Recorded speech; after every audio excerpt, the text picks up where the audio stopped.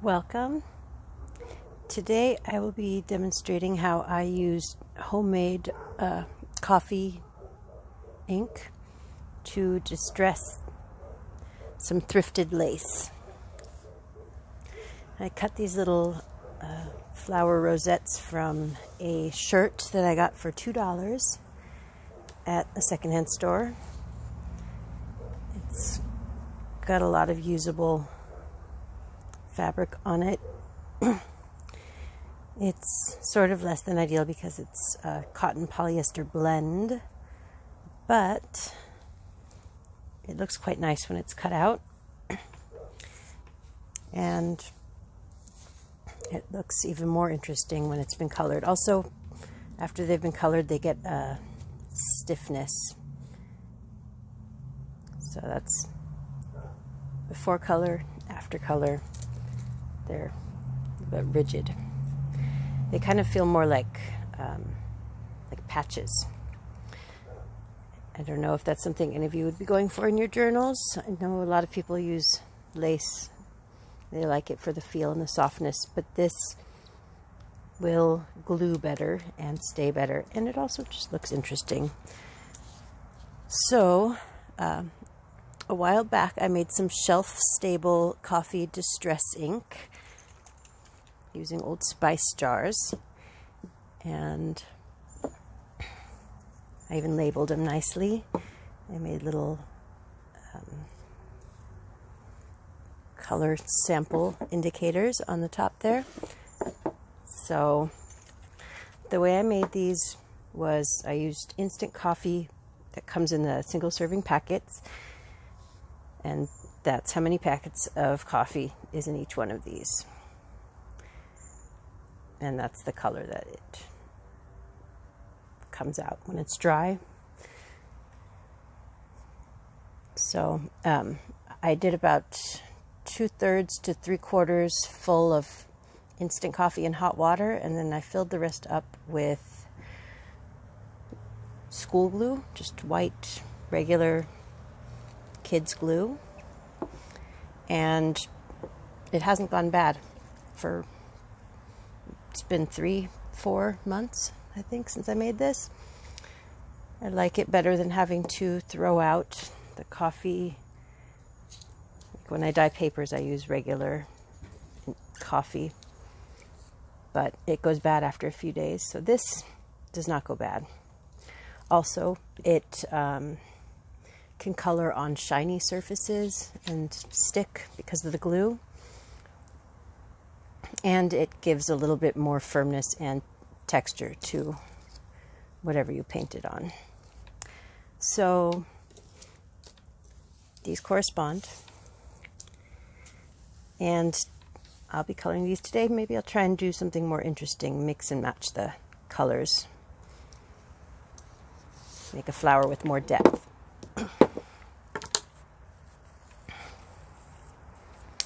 And I actually also made this turmeric one by putting turmeric in a tea bag and letting it steep overnight in the hot water. And then when I took the tea bag out, I added the glue, same ratio. I haven't actually tried this one yet, so let's test this one out first.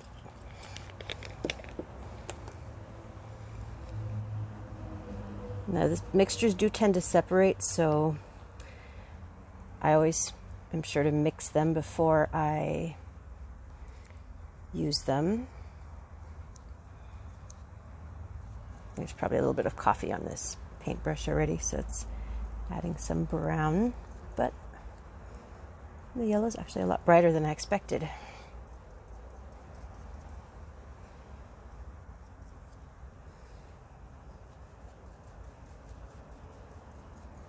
That's actually quite pretty.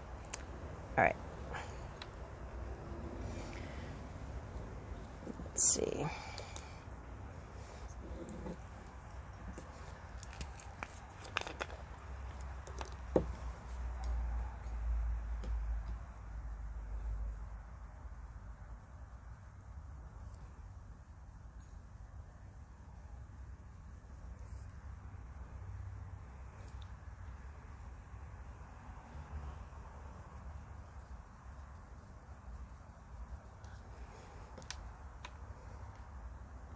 Now when I created the other ones, after I painted them, I just left them stuck like this on the surface that I had painted them on.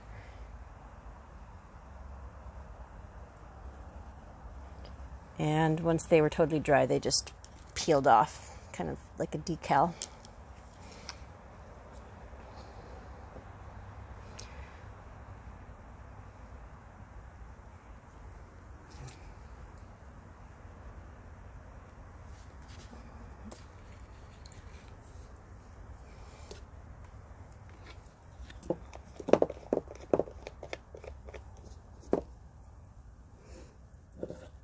My experiment with yellow.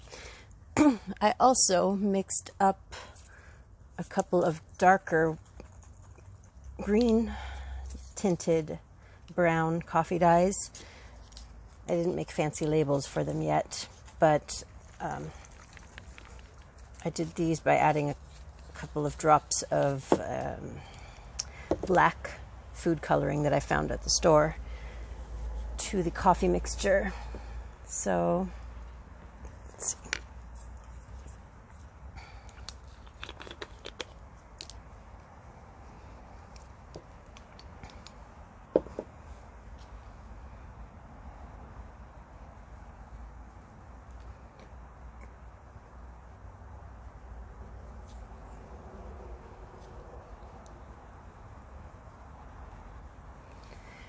And I guess after you've got them wet, if you want to pull them into any sort of shape, stretch them out or squish them in together a little bit, you should do that before they dry because they are very stiff once they dry.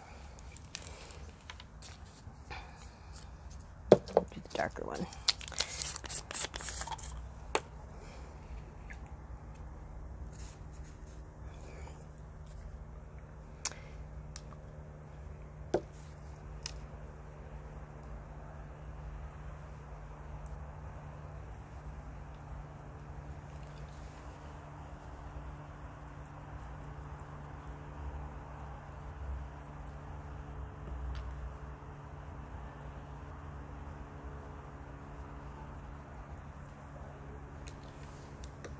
I quite like that. Now, this is my first time experimenting with using multiple colors, and as you can see, they do seem to bleed into each other a little bit. I'm sure there's a way to prevent that, but at the moment, I kind of like it. It gives it some depth.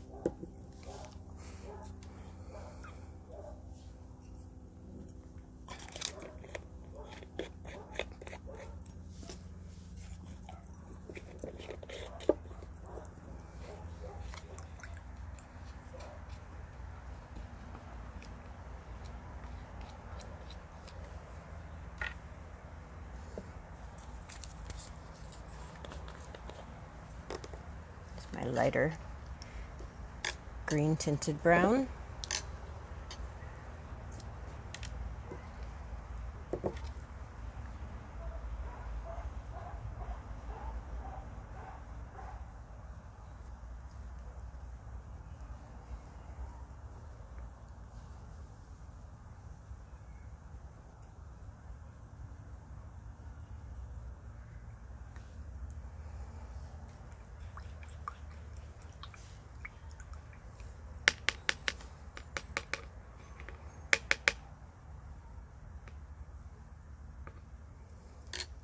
I named them Saged and Smudged. Oh no, Saged and Smudged, because they reminded me of bundles of sage and the dark kind of ashy color.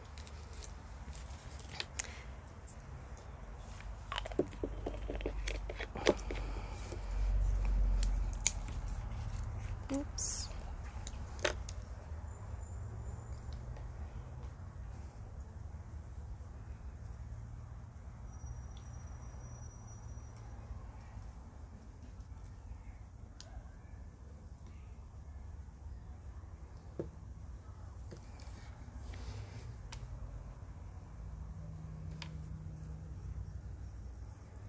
All right, now it's time to clean up and let these dry and see how they ended up.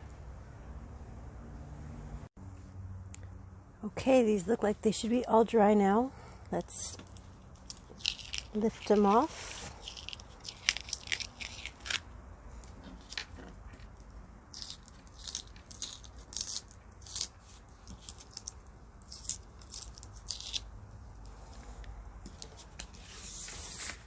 And here we have our colored lace. I quite like the turmeric one. These ones are looking a little ombre. And this one, I didn't color the petals. I guess I'm kind of regretting that. I may go back and put some color on them. But overall, I really like how they turned out. I also have one that I experimented painting with watercolors. I'm not much of an artist, so it doesn't look as good as I think it could if someone who did have more artistic abilities did this. But if anybody wants me to demonstrate watercolor on the thrifted lace, let me know. I'd be glad to do a video on that. Also, next time it's time for me to replenish my coffee distress dyes, I will go ahead and document it so I can share with all of you. Thank you so much for watching, and happy crafting.